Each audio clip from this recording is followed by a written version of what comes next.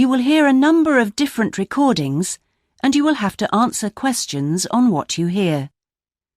There will be time for you to read the instructions and questions, and you will have a chance to check your work. All the recordings will be played once only. The test is in 4 sections. At the end of the test, you will be given 10 minutes to transfer your answers to an answer sheet. Now turn to Section 1.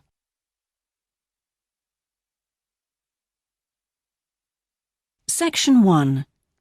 You will hear a telephone conversation between a customer and a representative of an insurance company. First, you have some time to look at questions 1 to 5.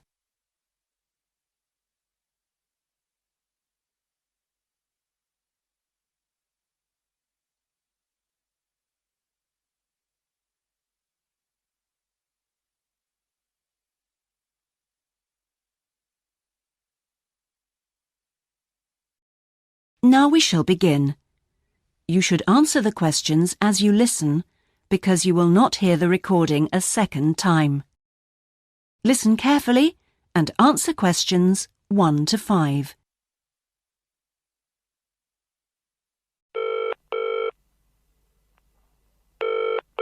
Hello? Motor Insurance Department? Oh, hello. I'd like to ask about insurance for my car. Yes, of course. I'll just take a few details. What's your name? Patrick Jones. And your address? It's 27 Bank Road. 27 Bank Road. Is that in Greendale? Yes. And what's your daytime phone number? My work number is 730453. And could I ask what your occupation is? Dentist. OK. Now, a few details about your car. What size is the engine? It's 1200 cc's. Thank you. And the make and model? It's a Houghton Sable. Could you spell the model name, please? Yes. S-A-B-L-E. Oh, yes. Thanks. And when was it made? 1997. Lovely. Right. I presume you've had a previous insurer? Yes. Right. We need to know the name of the company.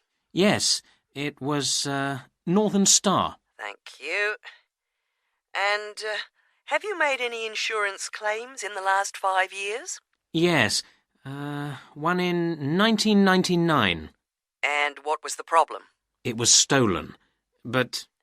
That's fine, Mr. Jones. That's all we need to know at the moment.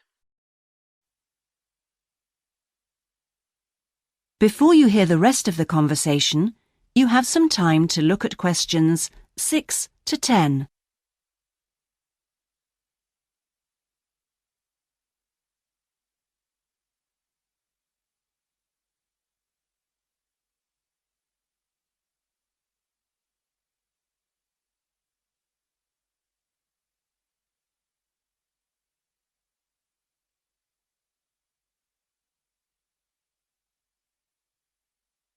Now listen and answer questions 6 to 10. And will there be any other named drivers? just the one. And his name? Simon Painter. Could you spell the surname, please? P-A-Y-N-T-E-R. OK, thank you. And what relationship is he to you? He's my brother-in-law. And what will you or Mr. Painter be using the car for? Well, mainly for social use. Social use. Will you be using it to travel to work?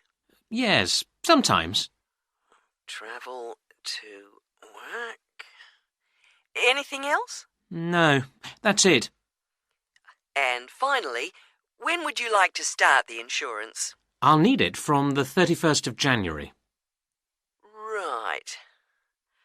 Mr. Jones, I'm getting a couple of quotes coming up on the computer now, And the best bit looks like being with a company called Red Flag. Yeah? And that comes out at $450 per year. Oh, well, that seems okay. It's quite a bit lower than I've been paying up to now. Great. So, would you like me to go ahead with that? Sure, why not? How would you like to pay? That is the end of section 1. You now have half a minute to check your answers.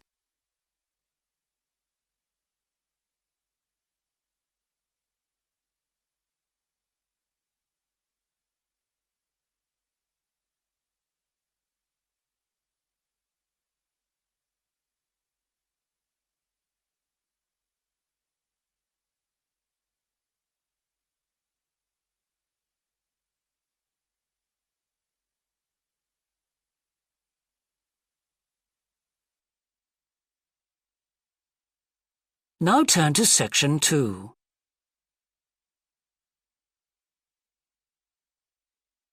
Section 2. You will hear a recorded talk giving an introduction to the historical theme park of Manham Riverport in England. First, you have some time to look at questions 11 to 15.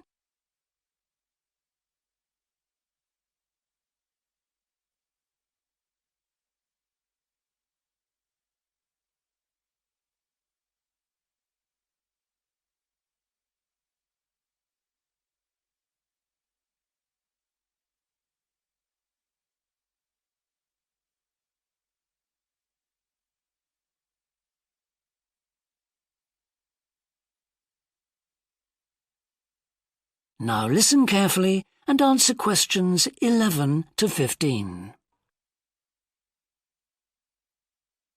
Welcome to Manham Port, where 1,000 years of history are brought to life. All the family can enjoy a day out at Manham. Visit our copper mine. See models of the machinery it used. Have your photo taken in 19th century costume. Experience at first hand how people lived at different stages throughout history, and especially how children studied, worked and played. The port of Manham is located in beautiful and peaceful countryside, on a bend in the great River Avon, and developed here because it's the highest navigable point of the Avon. Boats can go no higher up this river, and proved a handy place to load and unload cargo to and from the sea, which is over 23 miles away. A small port was already established here when, about 900 years ago, tin was discovered nearby, though it wasn't until the Industrial Revolution, when a tremendous need for metals of all kinds developed, that Manham expanded to become one of the busiest ports in the country. And because it was already so busy, prospectors began to look for other minerals, and by the end of the 19th century, lead, copper, manganese and arsenic were added to the cargoes leaving Manham. In the early days, the ores had been smelted or processed in the same area they were mined. But as demand grew, the smelting process required huge factory furnaces or fires to melt the metal from the rock, and there was not enough coal in the local area, so the rocks containing minerals had to be shipped long distances. Sadly, in the 20th century, the great port of Manham declined, and thousands of workers were forced to emigrate out of the area. The building at the port fell into disrepair, and the place became almost forgotten. But then the Manham Trust was formed to conserve the historical resources of the area. It organised scores of local volunteers to remove undergrowth to find the original outlines of the installations. It then brought in paid professionals to match installations with maps of the original port complex and to set about reconstructing it. Today, you can see the results of this ambitious programme of restoration. The intention, and we believe this will be realised before the end of the year, is to return Manham Port to the condition it reached at its peak as the greatest copper port in the country. Before you hear the rest of the talk, You have some time to look at questions 16 to 20.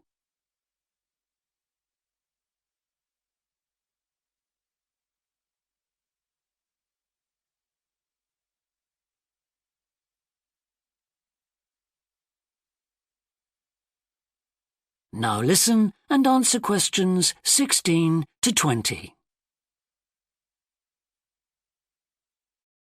But what can you do and see on your visit today? Here are just a few highlights. We suggest you start with the visit to the copper mine. Travel on converted mining trains and journey into the depths of the mountain along seams once worked by hundreds of miners. Watch out especially for the great pumping machines which rid the mine of water. But please be warned that, like all mines, ours is very dark and closed in, and we do say that children under 5, and also dogs, should not be taken into the mine. The next recommended visit is to the village school. While looking round the classrooms, take a special look at our display of games, which is one of the largest in the world. And it's recommended that you time your visit to coincide with a guided tour. This will give you the opportunity to ask lots of questions. Near the school is the beautiful old sailing ketch called the George. You're welcome to board the boat and look round the cabins. Look out for the ship's wheel, which was missing until only 5 years ago, when it was dredged out of the silt by a local fisherman. We have no idea how it got there, but it's been polished and proudly restored to its original place on the boat. Please take care going down the ladders if you wish to visit the lower deck. We don't recommend you allow young children to use them. So we hope you have a memorable visit to Manham Port, and will tell your friends all about us. That is the end of section 2. You now have half a minute to check your answers.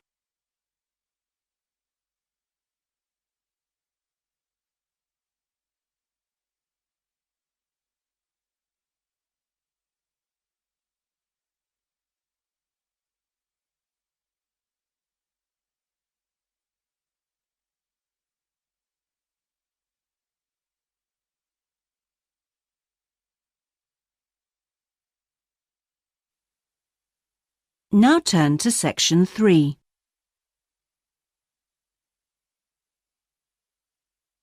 Section 3. You will hear a seminar with Dr. Martin Merriweather of the Antarctic Centre in Christchurch, New Zealand. First, you have some time to look at questions 21 to 26.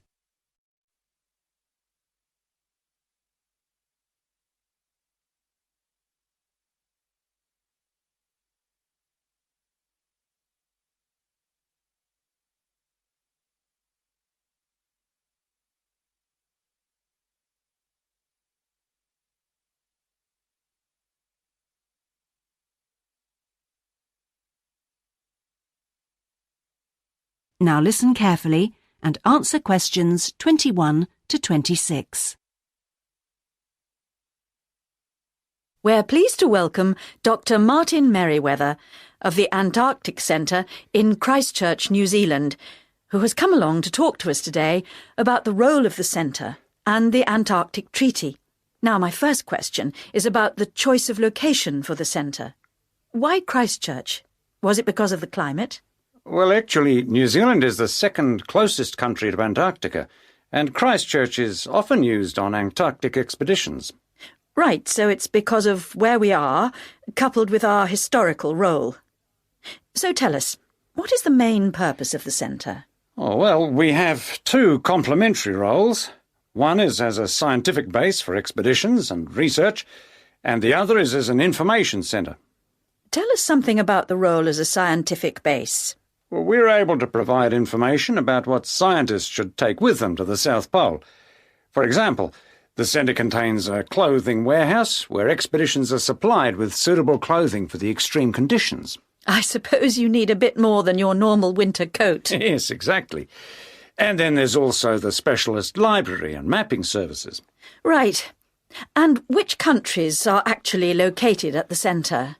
Well, the centre houses research programs for New Zealand, for the United States as well as for Italy.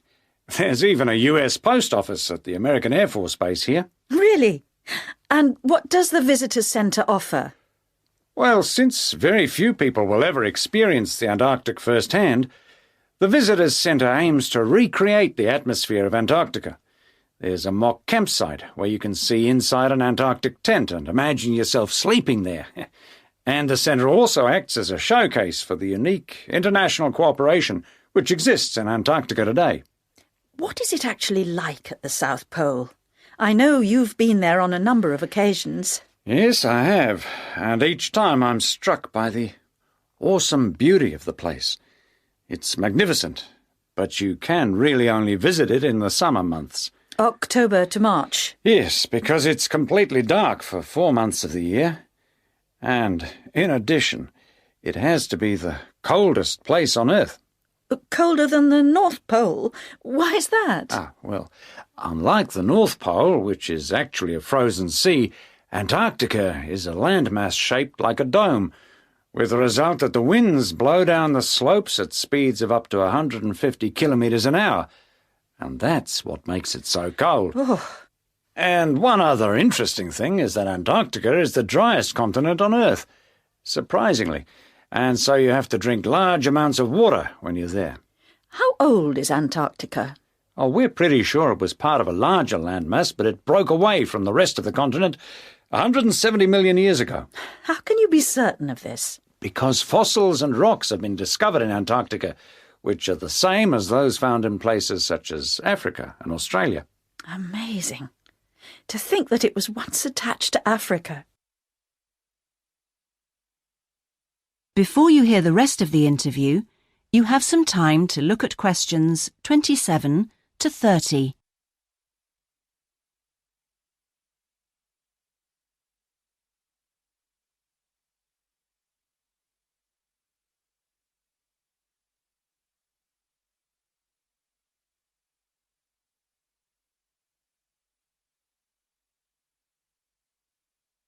Now listen and answer questions 27 to 30. Now, let's just have a look at the Antarctic Treaty. How far back does the idea of an international treaty go? Well, as far back as the 19th century, when 11 nations organised an international event. When was that exactly? In 1870, and it was called the Polar Research Meeting. And then, not long after that, they organised something called the First International Polar Year. And that took place when exactly? Over 2 years, from 1882 to 1883. But it wasn't until the 1950s that the idea of an international treaty was proposed. And in 1959, the treaty was actually signed. What do you see as the main achievements of the treaty? Well, firstly, it means that the continent is reserved for peaceful use. That's Article 1, isn't it? Yes. That's important, since the territory belongs to everyone.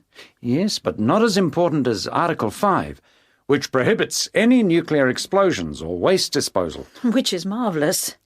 Well, I'm afraid we're going to have to stop there because I'm afraid we've run out of time. Thanks for coming along today and telling us all about the centre and its work.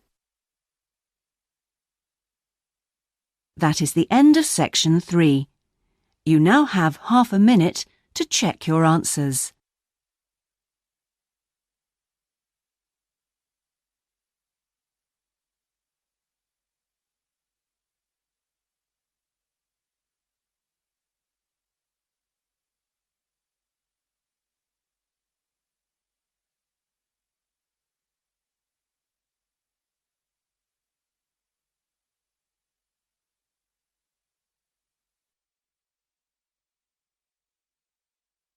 Now turn to section 4.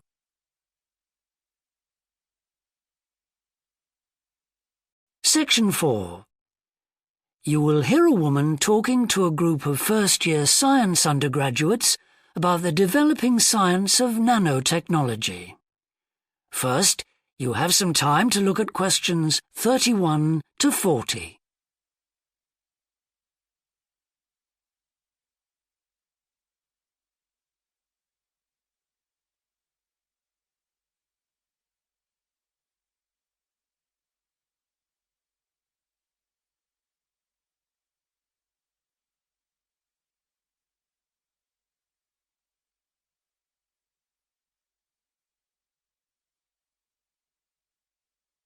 Now listen carefully and answer questions 31 to 40. Today we're going to look at an important area of science, namely nanotechnology. So, what is it? Nano means tiny, so it's science and engineering on the scale of atoms and molecules. The idea is that by controlling and rearranging atoms, you can literally create anything. However, as we'll see, the science of the small has some big implications, affecting us in many ways. There's no doubt that nanotechnology promises so much for civilization. However, all new technologies have their teething problems. And with nanotechnology, society often gets the wrong idea about its capabilities.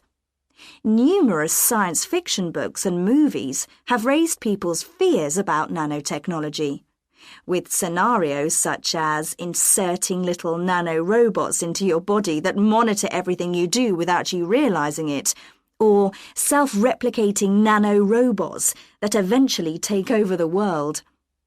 So, how do we safeguard such a potentially powerful technology? Some scientists recommend that nanoparticles be treated as new chemicals, with separate safety tests and clear labelling. They believe that greater care should also be taken with nanoparticles in laboratories and factories. Others have called for a withdrawal of new nanoproducts, such as cosmetics, and a temporary halt to many kinds of nanotech research.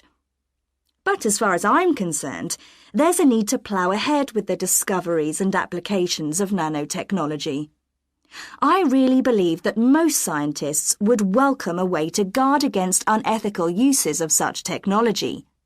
We can't go around thinking that all innovation is bad, all advancement is bad. As with the debate about any new technology, it is how you use it that's important. So, let's look at some of its possible uses.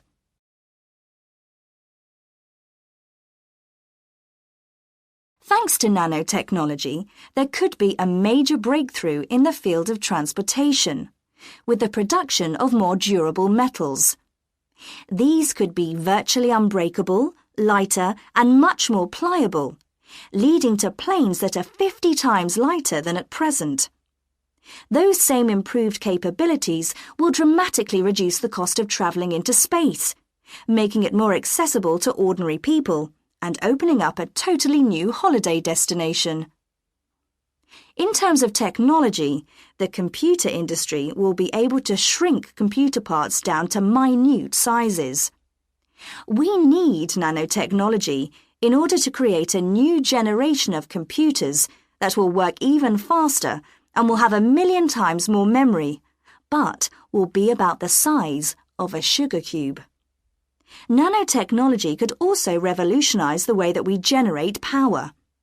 The cost of solar cells will be drastically reduced, so harnessing this energy will be far more economical than at present. But nanotechnology has much wider applications than this and could have an enormous impact on our environment. For instance, tiny airborne nanorobots could be programmed to actually rebuild the ozone layer, which could lessen the impact of global warming on our planet. That's a pretty amazing thought, isn't it?